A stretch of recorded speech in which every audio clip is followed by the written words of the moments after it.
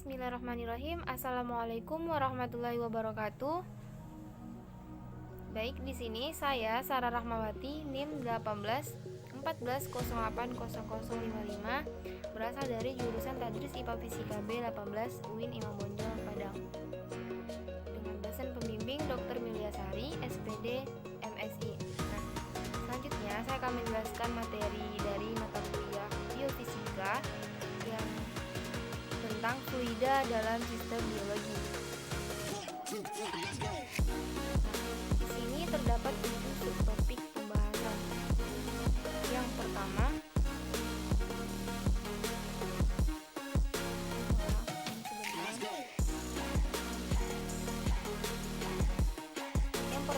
itu prinsip fluida pada aliran darah manusia.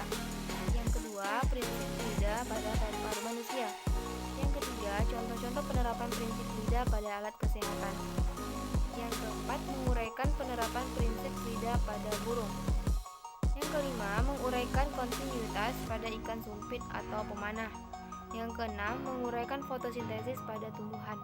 Yang ketujuh, menjelaskan konsep-konsep fisika pada proses naiknya air dari akar sampai ke daun. Nah, yang pertama itu prinsip fluida pada aliran darah manusia. Bahwa sebelumnya itu fluida itu diartikan sebagai suatu zat yang dapat mengalir. Keadaan bahan dapat digolongkan sebagai zat padat dan fluida. Fluida mencakup zat cair dan gas karena dapat mengalami dari suatu tempat ke tempat lain. Fluida tidak mempertahankan bentuknya. Menurut Gabriel tahun 1996, pada zat cair, molekul-molekulnya terikat secara longgar namun tetap berdekatan. Sedangkan pada zat gas, molekul-molekulnya dapat bergerak bebas dan saling bertumbukan. Nah, sementara zat padat tidak dapat mengalir karena zat padat memiliki sifat untuk cenderung tegar dan mempertahankan bentuknya. Fluida ini merupakan salah satu aspek yang penting dalam kehidupan. Setiap hari fluida dihirup atau diminum oleh manusia. Nah, setiap hari pesawat udara terbang melaluinya. Kapal laut mengapung di atasnya. Demikian juga kapal selam dapat mengapung dan melayang di dalamnya. Kapal laut mengapung di atasnya, kemudian juga kapal selam dapat mengapung atau melayang di dalamnya. Nah, ini air yang diminum dan udara yang dihirup manusia juga bersirkulasi di dalam tubuh setiap saat. Lalu darah ini merupakan fluida yang dapat dalam semua makhluk hidup tingkat tinggi kecuali tumbuhan. Lalu darah memiliki fungsi seperti mengirimkan oksigen dan zat-zat yang dibutuhkan ke jaringan tubuh dan juga berfungsi dalam mengangkut hasil metabolisme. Sistem peredaran darah manusia itu ada dua macam. Yang pertama itu sirkulasi baru atau sistem peredaran darah kecil dan sirkulasi sistemis atau sistem peredaran darah besar. Pada sistem peredaran darah kecil, pada arteri pulmonalis memiliki tekanan rendah yaitu sekitar 15-20 mmHg. Sirkulasi paru-paru ini dimulai dari ventrikel kanan ke arteri pulmonalis, arteri besar dan kecil, pembuluh kapiler, lalu masuk ke paru. Setelah dari paru keluar melalui vena kecil, vena pulmonalis, dan akhirnya kembali ke arteri piring. Sirkulasi sistemis dimulai dari ventrikel kiri. Darah dipompa oleh otot jantung di ventrikel dengan tekanan sekitar 125 mmHg ke aorta dan sistem arteri atau arteri besar dan arteri kecil yang bercabang-cabang dan semakin mengecil atau arteriol. Lalu darah kemudian menjadi pembuluh sangat halus, yaitu jaringan kapiler, dan berada di sana selama beberapa detik. Lalu pada keadaan ini darah menyalurkan O2 ke sel dan menyerap CO2 dari sel. Setelah melewati jaringan kapiler, darah terkumpul di venula secara bertahap bergabung menjadi vena besar.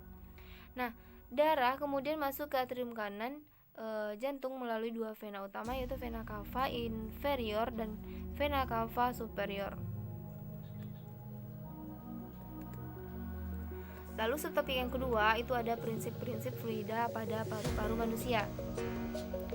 Pernapasan adalah suatu proses yang terjadi secara otomatis walau dalam keadaan tertidur sekalipun karena sistem pernapasan dipengaruhi oleh susunan saraf otonom. Sebelumnya itu menurut tempat terjadinya pertukaran gas, maka pernapasan dapat dibedakan menjadi dua jenis, yaitu ada pernapasan luar dan pernapasan dalam.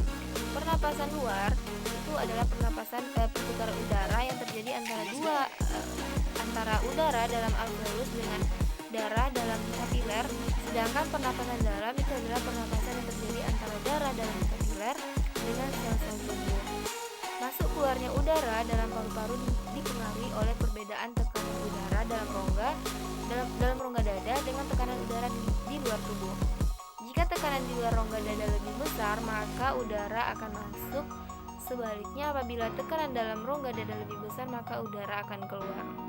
Sehubung dengan organ yang terlibat dalam pemasukan udara atau inspirasi dan pengeluaran udara ekspirasi, maka mekanisme pernapasan dibedakan antara dua macam, yaitu pernapasan dada dan pernapasan perut. Pernapasan dada dan pernapasan perut terjadi secara bersamaan. Pada pernapasan dada ini ialah pernapasan yang melibatkan otot antar tulang rusuk. Mekanismenya dapat dibedakan ada dua, yaitu tentang fase inspirasi dan fase ekspirasi, di mana fase inspirasi ini berupa berkontraksinya otot antar tulang rusuk sehingga rongga dada membesar. Akibatnya tekanan dalam rongga dada menjadi lebih kecil daripada tekanan di luar, sehingga udara luar yang kaya oksigen masuk. Lalu fase ekspirasi. Nah, fase ini merupakan fase relaksasi atau kembalinya otot antara tulang rusuk ke posisi semula yang diikuti oleh turunnya tulang rusuk sehingga rongga dada menjadi kecil. Sebagai akibatnya, tekanan di dalam rongga dada menjadi lebih besar daripada tekanan luar, sehingga udara dalam rongga dada yang kaya karbon dioksida keluar.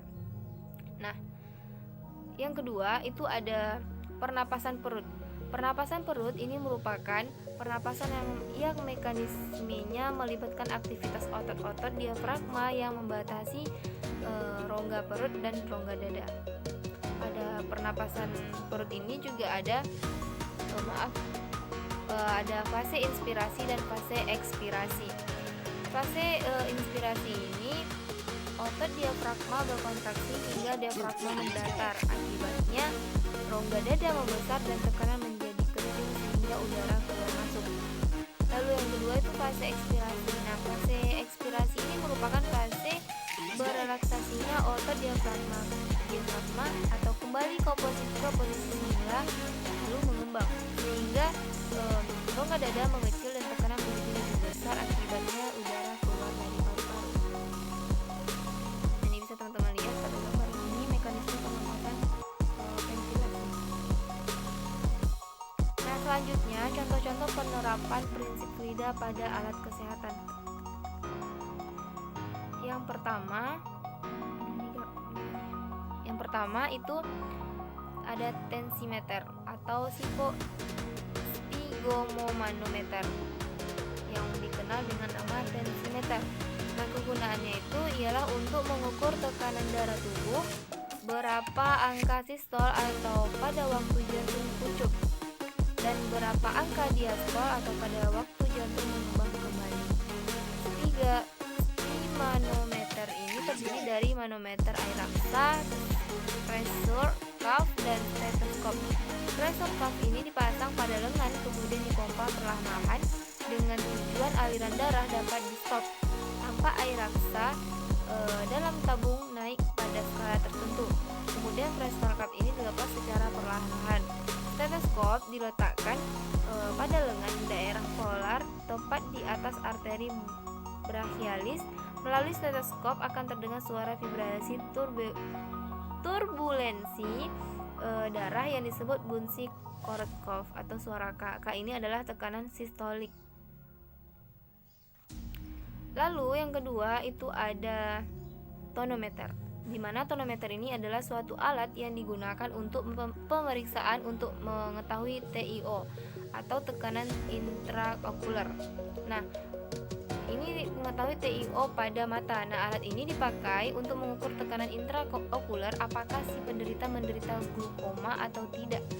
Nah, satuan tonometer adalah Hg atau Tor.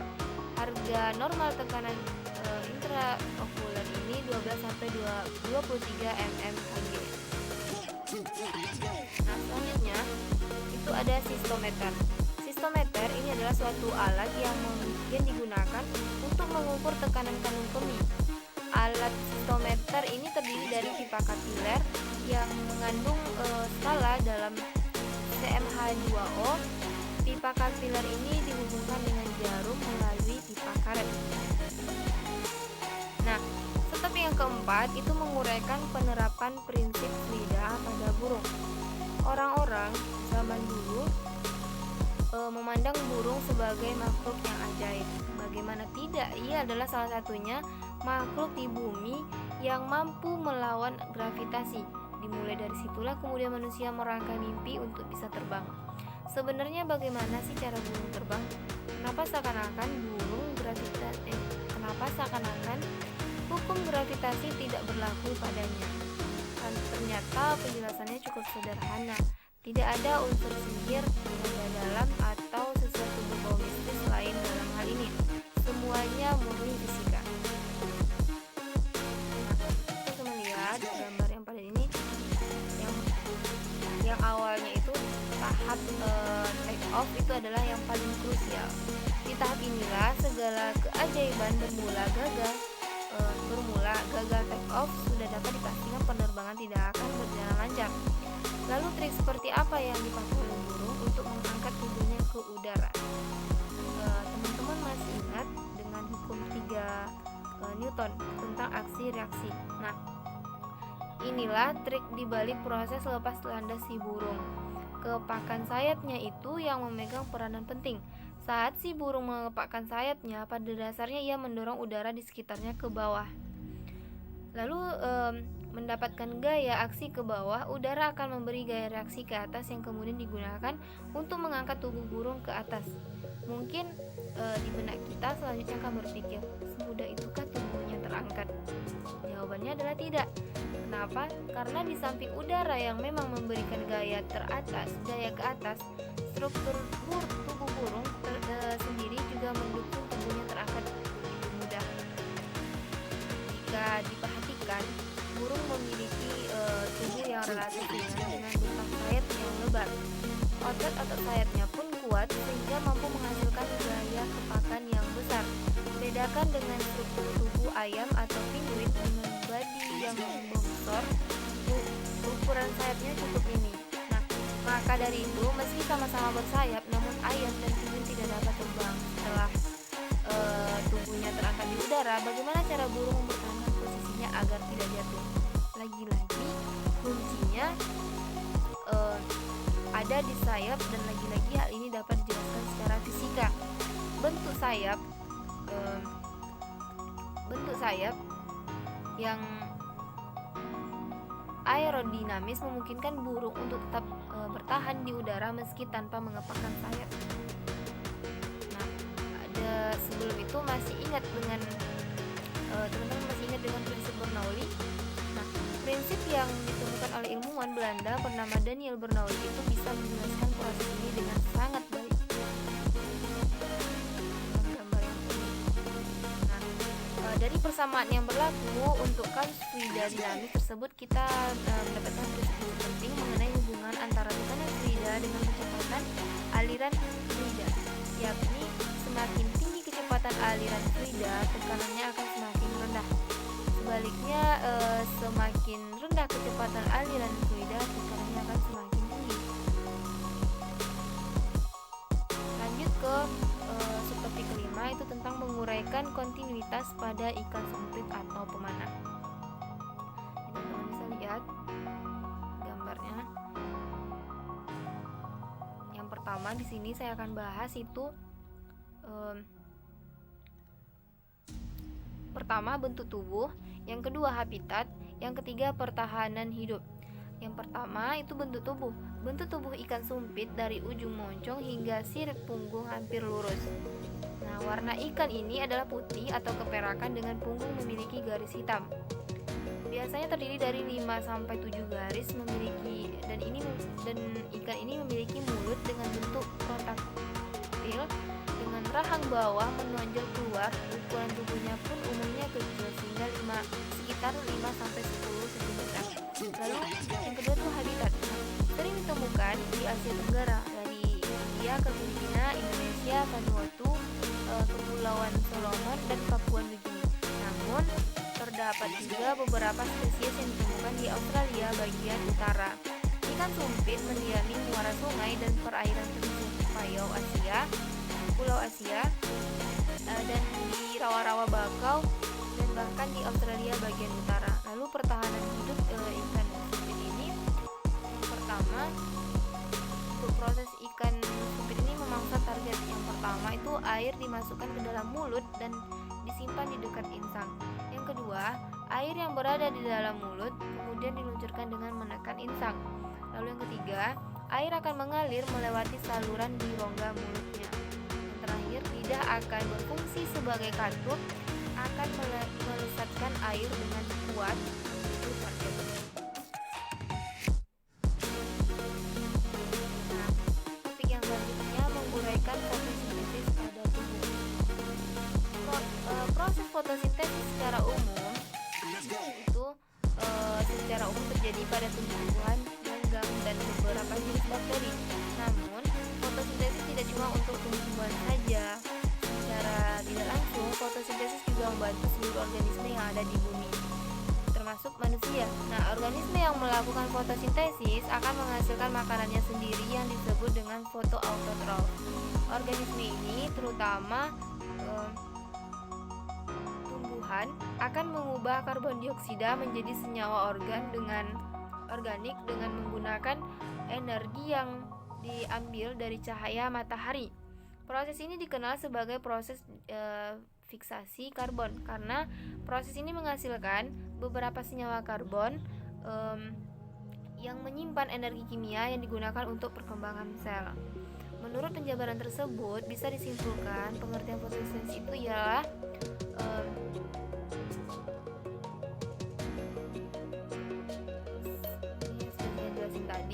bahwa fotosintesis itu adalah suatu proses biokimia pembentukan zat makanan seperti karbohidrat yang dilakukan oleh tumbuhan, terutama tumbuhan yang mengandung zat hijau, daun atau klorofil. Lalu proses fotosintesis ini yang pertama, karbon dioksida yang ada di udara masuk ke daun tumbuhan melalui stomata. Lalu air masuk ke daun melalui akar tumbuhan. Melalui akar tumbuhan ini kemudian disalurkan ke daun melalui batang. Dan saat sinar matahari jatuh ke permukaan daun, klorofil menangkap energi dari cahaya tersebut. Klorofil itu adalah pigmen hijau yang terdapat di daun tumbuhan. Dan begitu energi nantinya digunakan untuk mengubah air menjadi hidrogen dan oksigen. Hidrogen kemudian digabungkan dengan karbon dioksida untuk menghasilkan makanan bagi tumbuhan tersebut. Sedangkan oksigen dikeluarkan oleh tumbuhan melalui stomata. Nah, topik yang terakhir itu menjelaskan konsep-konsep fisika pada proses naiknya air dari akar sampai ke daun. Bagaimana mekanisme pengaliran air dari akar menuju daun? Air merupakan salah satu komponen penting bagi tumbuhan, di mana air sangat berperan untuk tumbuhan bisa menghasilkan cadangan makanan dan bertahan hidup.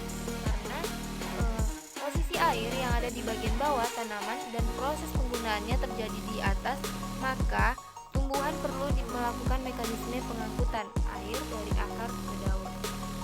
Pertama-tama, air akan diserap dari tanah oleh rambut-rambut akar, kemudian masuk ke sel epidermis melalui proses secara osmosis. Selanjutnya, air akan melewati korteks menuju endodermis dan perisikel. Nah, air ini kemudian masuk ke jaringan eksilem yang terletak di akar lalu selanjutnya bergerak ke eksilem batang dan eksilem daun. Naiknya air dari akar ke daun ini bukan karena tumbuhan mempunyai kemampuan untuk memompa cairan seperti pada jantung manusia, melainkan karena adanya daya kapilaritas batang, air dapat diangkut ke bagian tumbuhan lain yang lebih tinggi dan diedarkan ke seluruh tubuh tumbuhan. Juga karena adanya penggunaan air di daun atau yang disebut dengan daya hisap daun sehingga air naik ke bagian daun. Nah, itulah mekanisme pengangkutan air dari akar menuju daun dan tumbuhan. Lalu dari penjelasan ini dapat disimpulkan bahwa proses pengangkutan ini melibatkan tekanan akar, daya kapilaritas batang hingga daya hisap daun.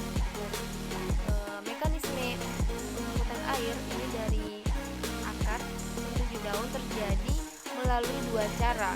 Yang pertama itu ekstravaskular atau di luar berkas pengangkut, dan juga intravaskular di dalam berkas pengangkut. Mekanisme ekstravaskular itu mekanisme pengangkutan air dari akar menuju daun yang pertama dilakukan di luar berkas pengangkut. Dan ini terdapat ada dua jenis pengangkutan. Yang pertama apoplas. Yang pertama ada apoplas dan simplas. Nah, yang pada pengangkutan apoplas ini air masuk secara difusi bebas atau transport pasif ke dinding sel dan ruang-ruang antar sel akar dalam akar. Lalu simplas ini proses berjalan ketika air dan mineral bergerak menuju bagian tidur dari sel tumbuhan seperti sitoplasma dan vakuola. Lintasan yang ditempuh dalam simplas ini adalah sel bulu akar, sel korteks, endodermis, perisikel dan sampai ke eksilem. Lalu mekanisme intravaskular.